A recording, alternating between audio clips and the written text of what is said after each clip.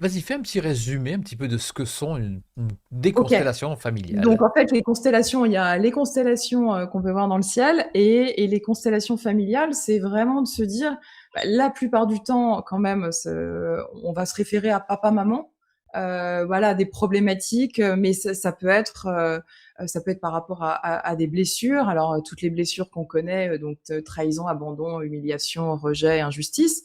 Mais en fait, ça peut aussi, remonter de bien plus haut par rapport à nos arbres.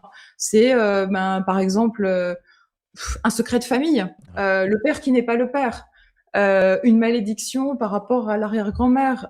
Dans un arbre, tu vois que bah, finalement, toutes les femmes perdent le premier enfant ou Ouais. ont des marins qui partent en mer et qui ne reviennent jamais. Et moi, j'adore voir en fait ce qui se recoupe dans les arbres. Donc il y a les arbres généalogiques. Pour les femmes, il y a les arbres gynécologiques. Et c'est super intéressant de voir effectivement bah, toutes ces fausses couches qui se recoupent, les Ouais. avortements, les femmes mortes en couche. Donc c'est passionnant.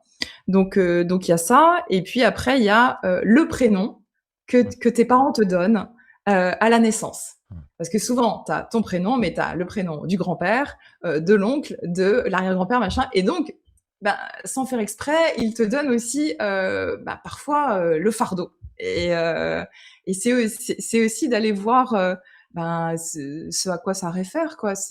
Moi, j'ai le même prénom que mon arrière-grand-mère. Et du coup, ben, quand mon père était encore de ce monde, je lui ai dit, enfin, j'ai demandé assez tôt, mais comment elle était? Parce que j'ai besoin de savoir comment cette femme était, de ce dont j'ai hérité. Mmh. Donc voilà. Mmh.